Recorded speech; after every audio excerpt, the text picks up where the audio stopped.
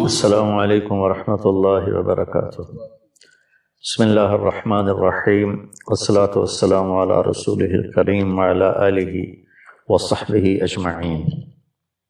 قرآن کی سب سے عظیم آیت جس کو آیت الکرسی کہتے ہیں، یہ قرآن کی اعظم آیت فی القرآن ہے۔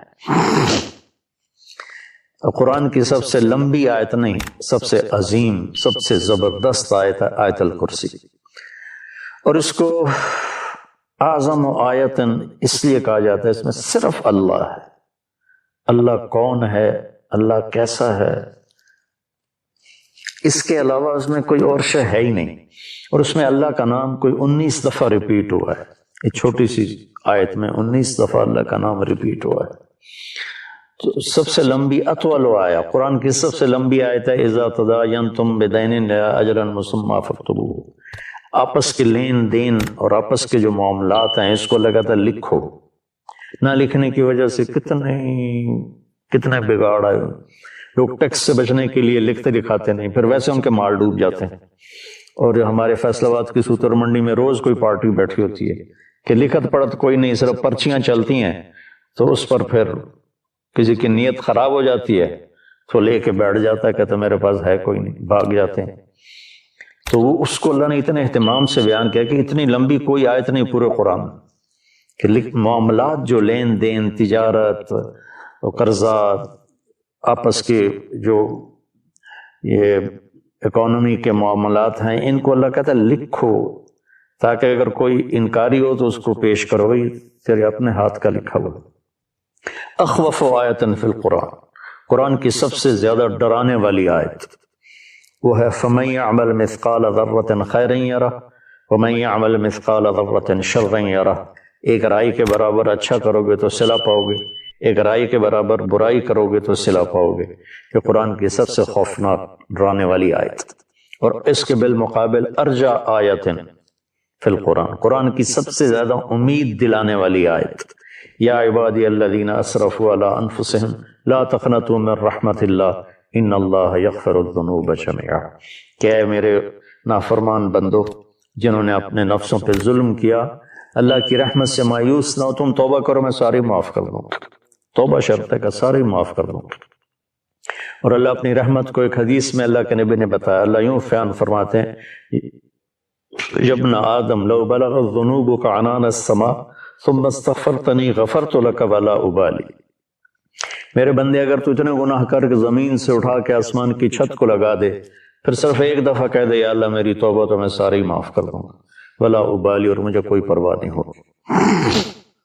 اور یہ قرآن کی سب سے امید والی آیت ہے، اور قرآن کی سب سے زیادہ عدل والی آیت، اور قرآن کی سب سے زیادہ اعتدال والی آیت ان اللہ یأمر بالعدل والاحسان وایتاء ذی القربى وینہی عن الفحشاء والمنکر والبغی یعظکم لعلکم تذکرون۔ اللہ تمہیں حکم کرتا ہے عدل کرو، رشتہ داروں کو خاص طور پہ ترجیح دو، اور ان کے ساتھ اچھا سلوک کرو، ان کو دو، اللہ نے تمہیں دیا تو ان کو دو، اور احسان کرو۔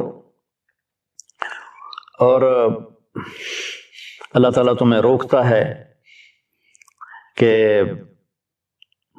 برائی سے بچو، بے حیائی سے بچو، گناہوں سے بچو، اور بغاوت سے بچو، ان سے اللہ روکتا ہے۔ پھر دوزخ والوں کے لیے سب سے زیادہ سخت آیت ہے فذوقوا فلن نزیدکم الا عذاب، کہ یہ عذاب چکھو، یہ ہمیشہ بڑھتا رہے گا، کبھی کم نہیں ہوگا۔ اور جنت والوں کے لیے سب سے اعلیٰ درجے کی آیت ہے لہم ما یشاؤون فیہا ولدینا مزید، کہ تمہیں جنت میں سب کچھ دیں گے، سب کچھ جو تم چاہو گے تمہیں ملے گا، جب تمہاری چاہتیں ختم ہو جائیں گی تو اللہ اپنی چاہت کا تمہیں عطا کرے گا، ولدینا مزید۔ تو آیت الکرسی سب سے عظیم آیت ہے قرآن کی، اس میں 9 جملے ہیں۔ اللہ لا الہ الا هو الحی القیوم لا تأخذہ سنۃ ولا نوم لہ ما فی السماوات وما فی الارض من ذا الذی یشفع عندہ الا بإذنہ یعلم ما بین ایدیہم وما خلفہم ولا یحیطون بشیء من علمہ الا بما شاء وسع کرسیہ السماوات والارض ولا یعودہ حفظہما وہو العلی العظیم۔ 9 جملے ہیں۔ یعلم ما بین ایدیہم وما خلفہم، یہ درمیان کا جملہ ہے کہ وہ سب کچھ جانتا ہے، آگے بھی پیچھے، کائنات کے کوئی چیز اس سے چھپی ہوئی نہیں۔ 4 جملے اس سے پہلے ہیں، 4 اس کے بعد ہیں۔ ان کو اللہ نے جس خوبصورتی سے آپس میں جوڑا ہے وہ میں بعد میں بتاتا ہوں۔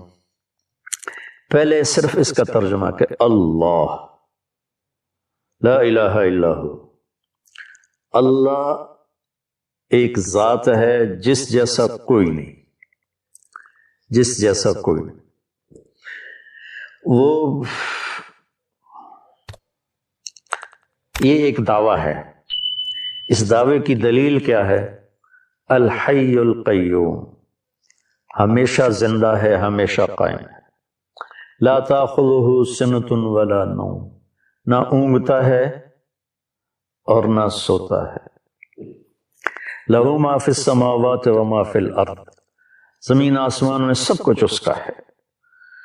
چوتھا، یہ ابھی اللہ کے دلیلیں دے رہا ہے کہ میں ایک اکیلا اللہ کیوں ہوں، کہ میں ہمیشہ زندہ ہوں، ہمیشہ قائم۔ کوئی اور ہے؟ مجھے نہ نیند آتی نہ اونگ آتی، کوئی اور ہے؟ زمین آسمان میں میری چلتی ہے، کوئی اور ہے؟ سورج کو ہم نکالتے ہیں یا چاند کو ہم گھٹاتے اور بڑھاتے ہیں؟ من ذا الذی یشفع عندہ الا باذنہ، کسی میں طاقت ہے کہ اس کے سامنے اس کی اجازت کے بغیر کوئی بول سکے؟ یعلم ما بین ایدیہم وما خلفہم، آگے بھی جانتا ہے پیچھے بھی جانتا ہے۔ ولا یحیطون بشیء من علمہ الا بما شاء، اس کے علم میں سے اتنا ہی ملتا ہے جتنا اللہ دیتا ہے، باقی انسان جاہل رہتا ہے۔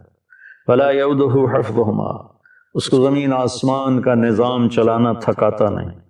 وہو العلی العظیم، وہ بلندیوں والا ہے، وہ عظمتوں والا ہے۔ یہ 9 دلیلیں اللہ نے دی ہیں کہ میں ایک اکیلا اللہ ہوں اور میرے سوا کوئی معبود نہیں۔ اب اس میں اللہ کتنی دفعہ آیا ہے؟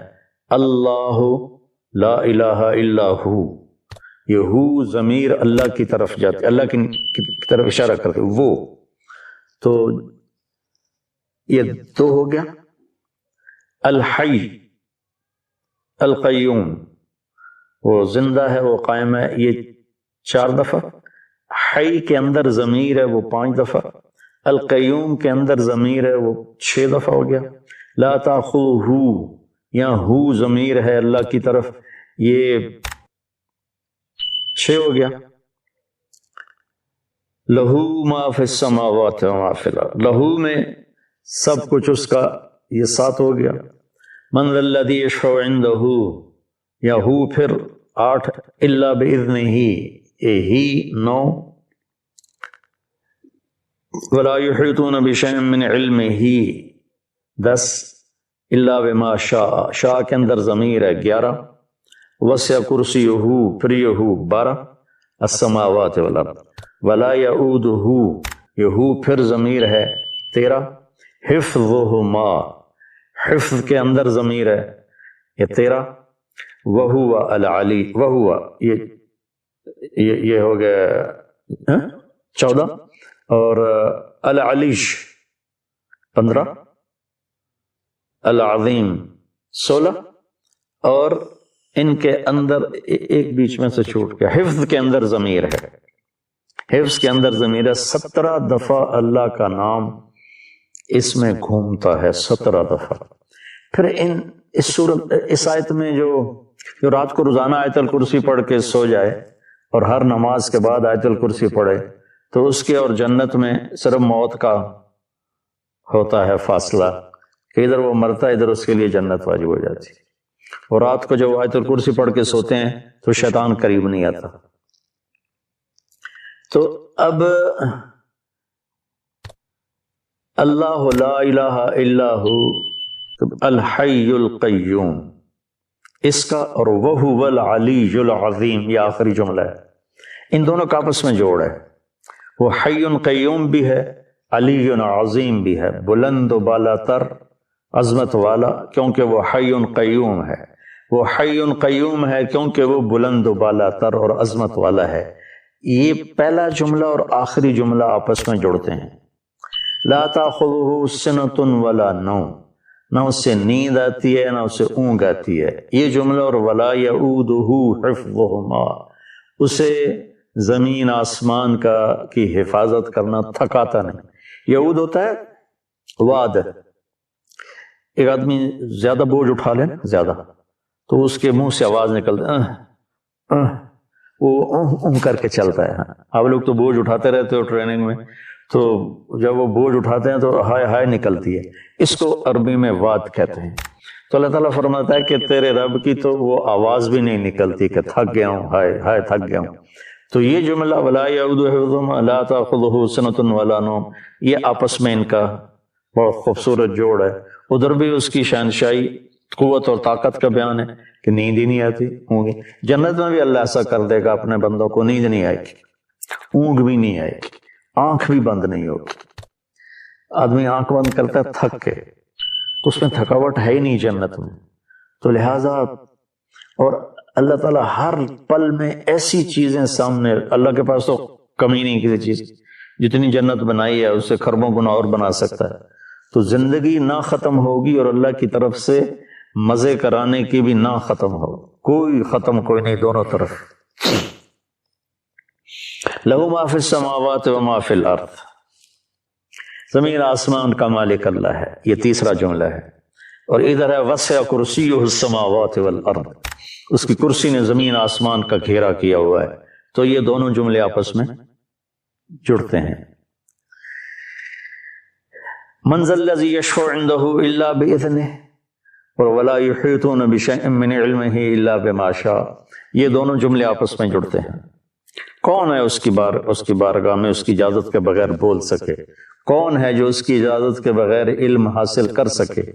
تو پہلا 9ویں کے ساتھ جڑتا ہے، دوسرا جملہ 8ویں کے ساتھ جڑتا ہے، تیسرا جملہ 7ویں کے ساتھ جڑتا ہے، اور چوتھا جملہ 6 کے ساتھ جڑتا ہے.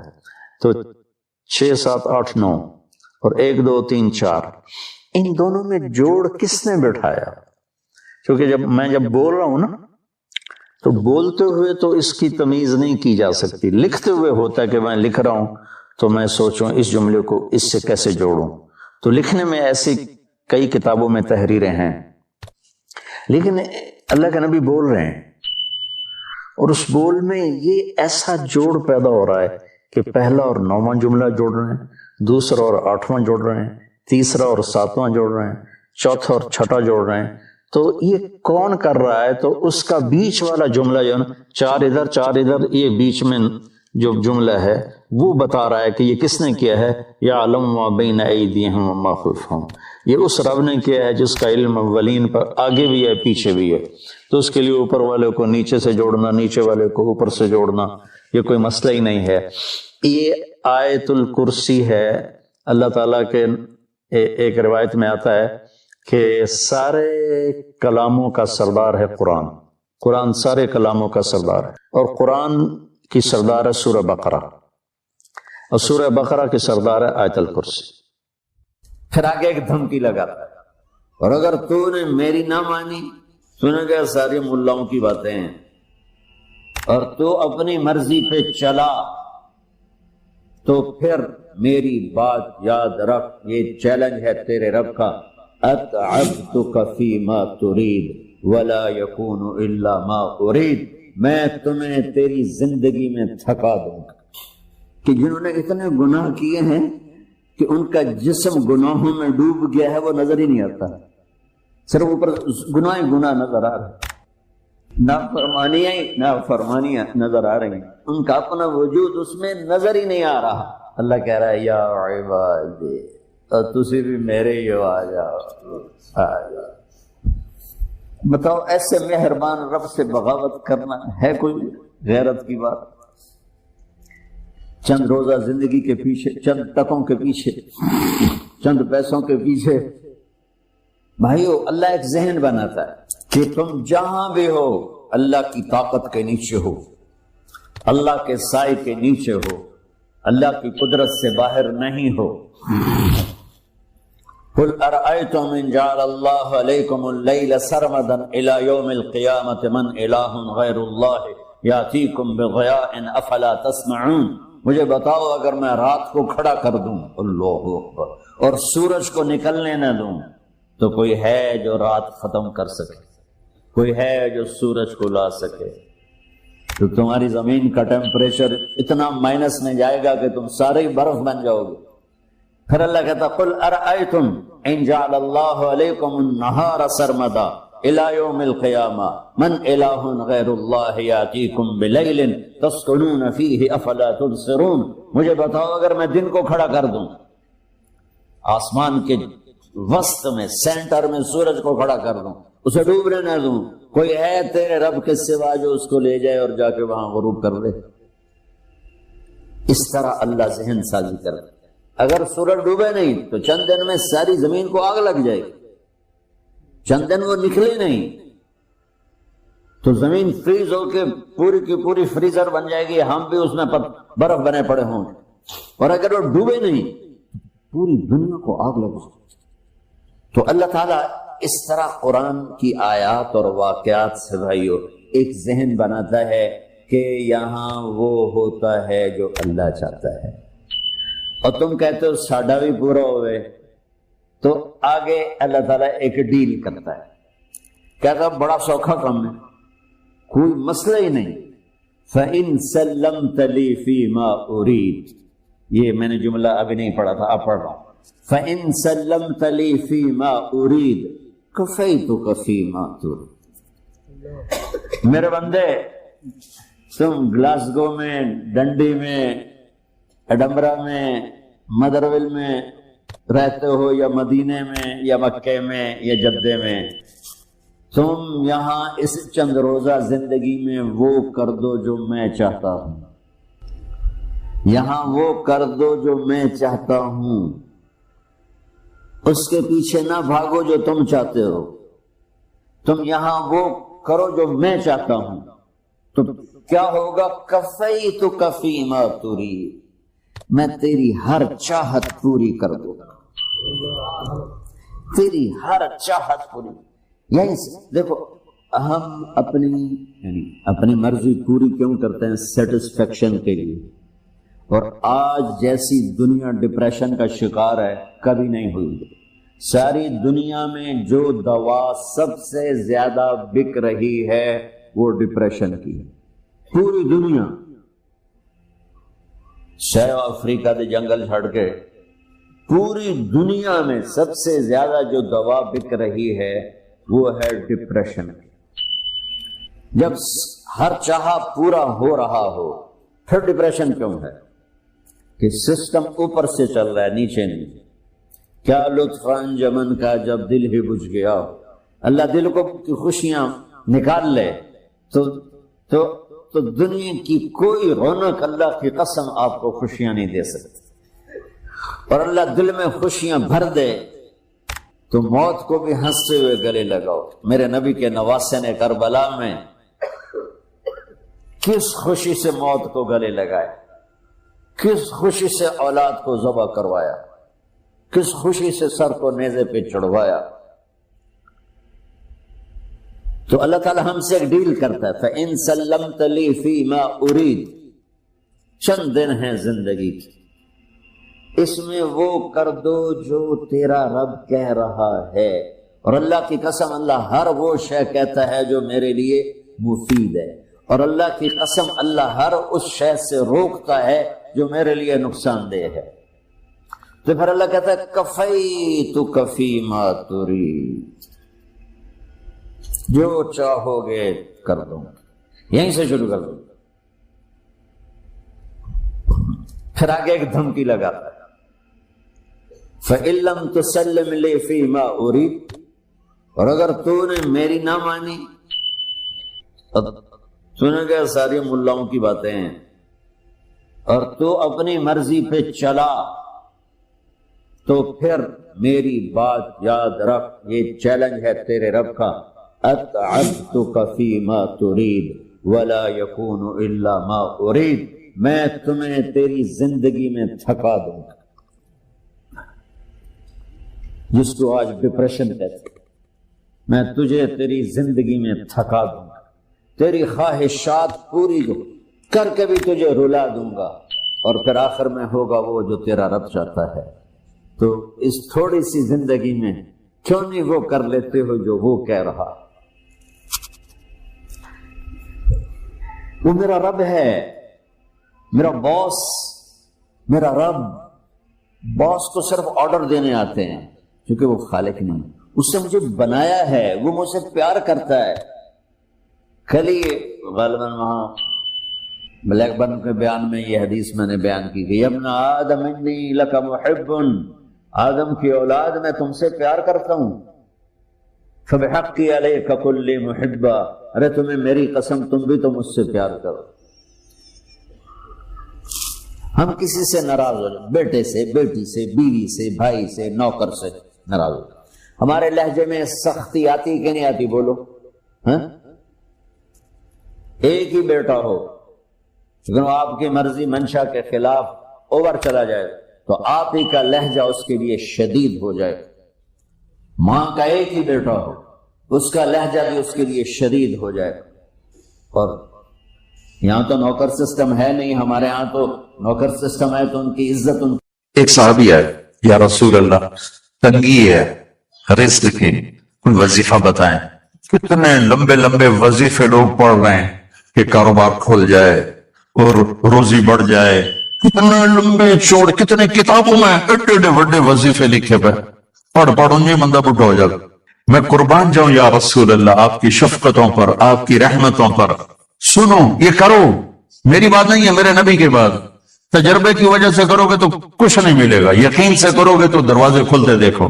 کہ یا رسول، اپنا بیٹا نافرمان ہو تو ماں کہتی تو میرا بیٹا نہیں ہے، دور ہو جا میری نظروں سے۔